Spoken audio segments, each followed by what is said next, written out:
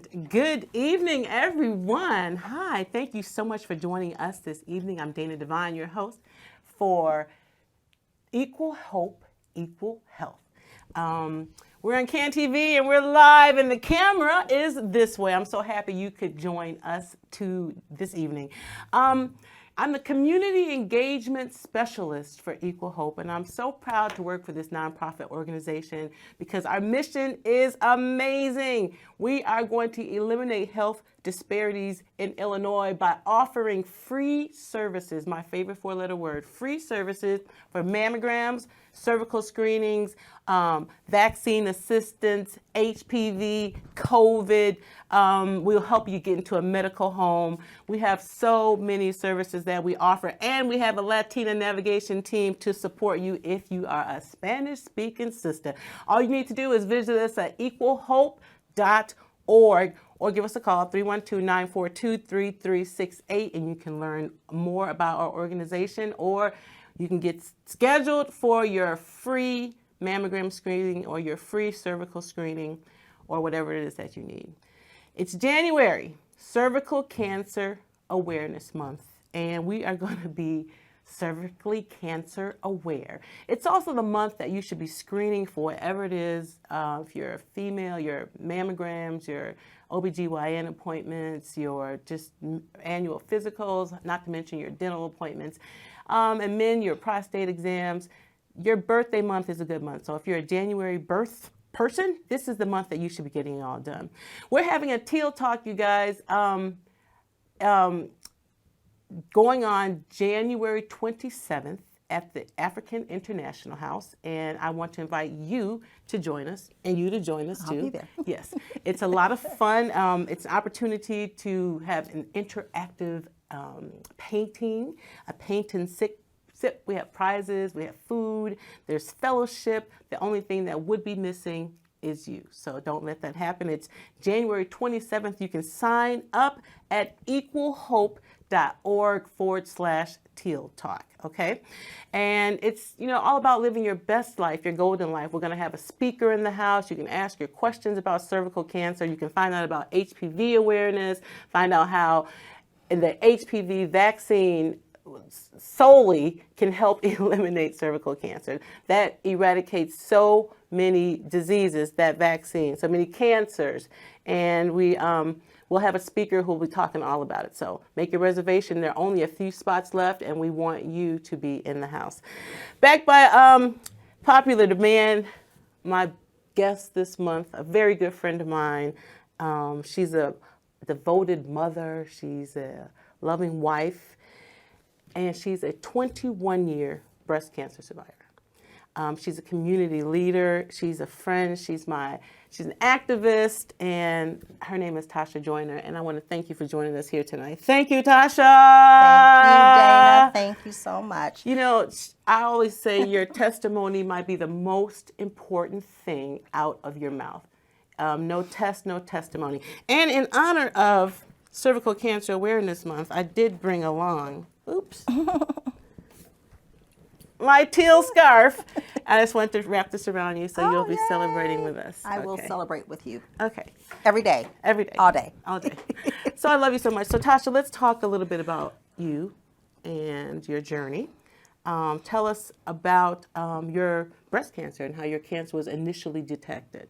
First of all, Dana, I want to say today, January 23rd, 21 years ago, was my first mammogram. So I'm celebrating today, mammogram. Get your mammograms done.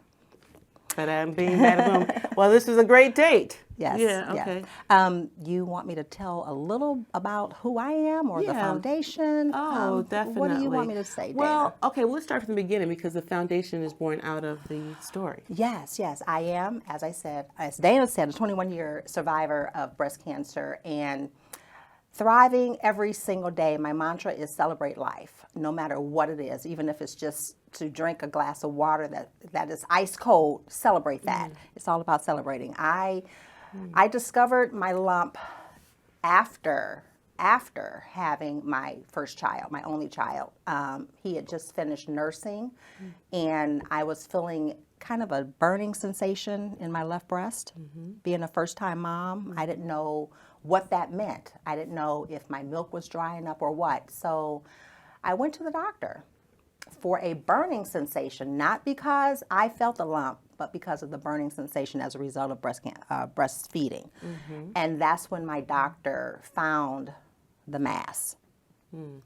So you were proactive, though, and you Yes, didn't just stop at, I thought it was, you did have a mammogram. Right, right. Okay. I did not do any type of self-examinations because I was 36. I wasn't thinking about breast cancer. It doesn't run in my family. It just so happens I know my body and I knew something was wrong. And when you know something is wrong, if you do not pay attention to your body, that's early detection. Absolutely, and that's very key, very important. You just gotta know your body. What stage were you when you found the cancer? Yeah, they found the cancer stage 1. Okay, that's Stage good. 1. And that's the goal, ladies and gentlemen. You know, that's why you early detection. Why we say early detection, because you're in an early stage, and that makes a complete difference in what your treatment options are going to be, and ultimately your prognosis. Absolutely. Yes. So when you first heard the news, what was your initial reaction, Tasha? Don't take me back to that day. 20. 21 years ago. I first heard the news. My initial thought was, I'm not going to be here. I just had my baby, and I'm not going to be here to raise him. That was my first thought because I was naive. I was naive to the term breast cancer. Doesn't run in my family. So I had no reason to suspect. So I was nervous, anxiety set in, and I didn't care if the doctor said, cut all 5 of your fingers off and drink your blood. Guess what I was going to do? I was going to do it because I needed to live. I wanted to live. It was no longer about me. And that's very important, though, that you had a great team that you felt comfortable following. Yes. And so that's very good. How did your life change? How did your life change? Well, you started a foundation, and you turned your lemons into lemonade. Yes, with a little bit of sugar. With a lot of Because sugar. lemons are bitter, a little bitter. But yes, my journey unfolded a life of passion. I love, especially African American women need to understand that they're not alone. Black and brown women, underserved, underprivileged, we are not alone. We can band together and beat this. So out of my lemons, my lemonade started the Tatisa Joiner Foundation, and all of my ladies that I counsel from the beginning of their diagnosis into their treatment, and when they're done, we celebrate life. That unfolded the Butterflies, a phenomenal group of dedicated women who are not afraid to share their story, who are not afraid to say, hey, I survived, now I want to help the next one survive. And so what do you do at the Tatisa Joiner Foundation? Well, we have what we call Pink Pillow Talk, the 3rd Thursday every month. The ladies come together to fellowship. It's not about standing up and say, oh, my name is Tasha, I'm a 21-year survivor. Oh, my name is Dana. It's about coming together and looking into the eyes of your sister and letting her know you understand. Seeing someone just like you going through this and letting her know, I understand. I've been where you are. I'm going to help you get to where I am. 21 years surviving this. So we come together, we celebrate life after their journey, we ring the bell with them, we have galas every October in honor of them and their family, because it's not just them that's going through this, it's their family, their families also.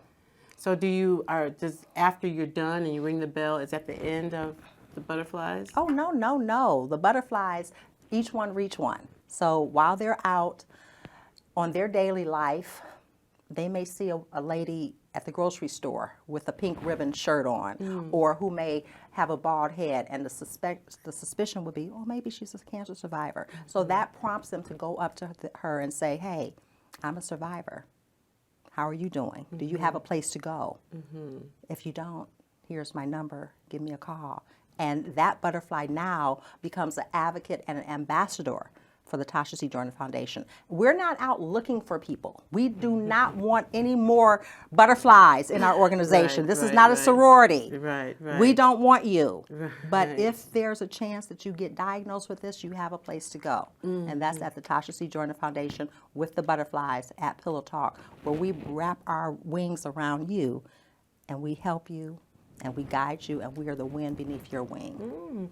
And so can anybody be a part of this? Absolutely, absolutely. And they just need to... They they can reach us on our email address, ctjoinerfoundation@sbcglobal.net. They can send a text message to 312-856-2740, and we pair that newly diagnosed woman with an existing butterfly who's already done with her treatment, and we'll pair them so they know, they understand what they have to go through because that person just went through it. Absolutely. I think that is a really important part of the walk, having a sister Yes. to partner with Yes. and kind of say, yes, that's not abnormal. Yes, that's very normal. And if you're panicking, that's very normal as well. In Right. fact, I am my sister's keeper. I am my sister's keeper. So how long has the foundation been going on? Oh, wow, 15 years. We started it in 15 years. 2008. That was 5 years after my diagnosis and after I had finished all my treatments. So treatments include 2 pills a day for 5 years, tamoxifen. Because my cancer was detected early, thank you, I did not have to go through chemotherapy, but I took an oral chemotherapy in the form of a pill. So although I didn't lose my hair, other things happened to my body as a result of taking the pill. But as I said at the beginning of the show, if I had to cut all 5 of my fingers off and drink my blood, that's what I would have done. So Right, right. So are you on any long-term medication or treatments now? no, I'm not. I just take very good care of my body. I exercise. I try to eat. You know, African Americans, we love our fried chicken and our high sodium intake of food. But I try very hard to eat properly. I juice, and I do not take any more medication. I'm done with medication. It's just vitamin intake. Ibuprofen, Tylenol, nothing? No, over the counter. I do grandmama's old remedies of making hot toddies and black seed oil. I do not do any over the counter Tylenol, ibuprofen, any of that. All right. Well, then write down the recipes. Write honey. down, I'll send them to Let you. us know what you got. Tasha, a journey as substantial as the one you have been on would be very difficult to walk alone. Who or what helped you along your journey? Wow. I have 2 very, very dear friends who do not live in the state of Illinois. They both live in Nevada. And they helped me via telephone push through. But my husband, my best friend, is the one who got me through. My mother did not live in Chicago at the time. I'm an only child. She was in Detroit, Michigan. Talking to her every day, hearing her voice, her prayers. I did not have a big network of friends, but the close friends that I did have, they weren't there at the very beginning of my diagnosis. But now I have so many butterfly sisters right now. But in the beginning, I had to push my way. I had to lean on my husband. I had to lean on my mother. I had to lean on my 2 friends that were 2,000 miles away. But I kept pushing ahead because of my son. Well, I think 15 years ago, there wasn't such a push for Think Pink or just the breast cancer awareness. So I don't think people were as vocal. I mean, certainly people weren't, hey, you know, I'm a survivor too, as much as like now, you know, every day there's a testimony of some celebrity, which is wonderful because, you know, there are a lot of people walking around who are survivors who in the past have not been very vocal about it. What would you say to someone who is just got a diagnosis today, this Monday, yesterday, just starting their treatment. Dana, believe it or not, Because I know you see this often. often. And today, I don't know why the number 7 is just prominent, but I spoke to 7 women today who are diagnosed. 7 having surgery next Friday, getting ready to go through chemo. So it's not much you can say to them. You want to listen to where they are. You meet them where they are. Everyone's not ready to say, oh, I just got diagnosed. But you have to meet them where they are because they do need someone to talk to. And it's easy to talk to someone who understands and have been there than to talk to a stranger or even talk to their family. Absolutely, someone who has not had the walk. Right. So what will I say to them? I'm here for you. That's what I say. I'm here for you. Whatever you need, I'm here for you. And that's all I can say at that moment because the journey is going to be a long journey. And you're absolutely right. Yeah, and there's so many choices and decisions to make in a really short amount of time that I think that is probably some of the overwhelming part. You know, you have 72 hours to decide what you want to do. Do you want to have a mastectomy? Do you want to have a lumpectomy? Do you want to remove all the breasts? Do you want to remove both the breasts? Do you want second opinion, listening to people talk in your ear, the anxiety that you have about making the decisions, are they right? Are they wrong? Am I doing the right thing? What should I mean, it's a lot. It's a plethora of things going through a newly diagnosed woman's mind. And then the first one is, am I going to live? Am I going to live? Am I going to die first? That's the first most pressing thought on your mind. And they say, well, my aunt, she had, and she died. So you have to be able to calm the mind. The mind can take you on a big roller coaster. Calm the mind. Let me hear where you are. Tell me what's going on with you. That's what I tell newly diagnosed women. So, okay, so you heard from 7 women today. Yes. Were they were they late stages, early stages? Were they too scared to go get were they had some symptoms or something that they weren't responding to, and then it just, was later than they thought? I'm going to say too late, but now you went from 0 to 2. Are you finding that? And what were you saying about being so scared to get treatment or make decisions or being immobile? Yes. Today, so I'm obviously I'm not going to mention names, but 3 of the ladies actually came in through existing butterflies. So they went to that person and said, hey, I just got diagnosed. Immediately, because she's a butterfly, she's like, we got you. And they put them in touch with me. Other ladies heard about the organization, did Googles trying to find, help, and found us. So, again, it's where are you? What do you really need right now?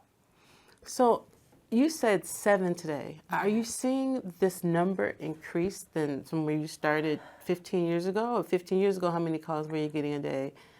I can't give you an exact number. Probably within a month when we have Pillow Talk, probably 2 or 3 new ladies come, but that was over a month. I'm talking one day, 7.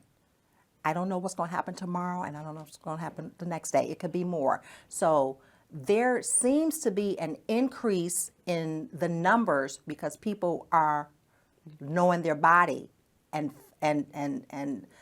getting tested. And becoming aware.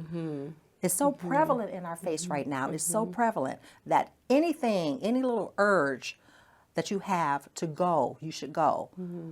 Or any little pain that you have, especially if you've already had breast cancer and there's another pain in your body, what does that mean? Go. Let's shift gears a bit. You recently released a book. It's called The Breast Is Yet to Come. Yes. Great title. It's the ultimate testimony, and you just had a book signing. Congratulations on that. Let's talk about the title of your book. And what inspired you really to write it? Yeah. So it's a collaboration of 12 authors, I myself one, but the butterflies, for them to be vulnerable enough to share their story in a book that's getting ready to travel the world, and I'm manifesting that. It's getting ready to travel the globe, and their story is going to be read by thousands of people. The inspiration was the breast is yet to come, because when you think about getting your mammogram, when you think about getting a lump removed or both breasts removed, that's the breast. And we coined it, the breast is yet to come, for various reasons. It's really hard to pinpoint it, but these women are courageous, they're strong, they're viral, they are just exploding with love and showing other women that I got through this, so can you, and here's my story to show you. Well, I was just going to say, what do you think is the most important lesson that you learned throughout the project? The project of the book, well, Joanne Glenn, who is the wind beneath my wing, she's my mentor, my business partner. She runs the Watt Foundation. She is amazing in lighting that fire underneath me so I can light the fire underneath them. So the biggest lesson I learned is being free and being open and being able to just open your mouth and say, this happened to me. It can also happen to you. So, there's something very freeing, though. You're absolutely right about saying it out loud and not carrying it in some shame or some type of hidden, nobody knows to say it. What is the first book? I don't know if somebody told me to ask you this. What is the first book that made you cry? where's that question come from? You know what? I don't know if you remember. We're the same age. I think I was maybe 10, 11, or 12. I went to camp and I read this book called Are You There, God? It's Me, Margaret, by Judy Blume. And there was a profound sentence. We must increase our bust. You all know that, right? So I was 12, did not have breast. So I wanted to have big breast. Right. I remember a lot of young friends running around doing that. That was the cute little... I could care less about a breast right now. Because look at the breast irony. Is yet to come. I could care less about a breast, absolutely. The irony of that.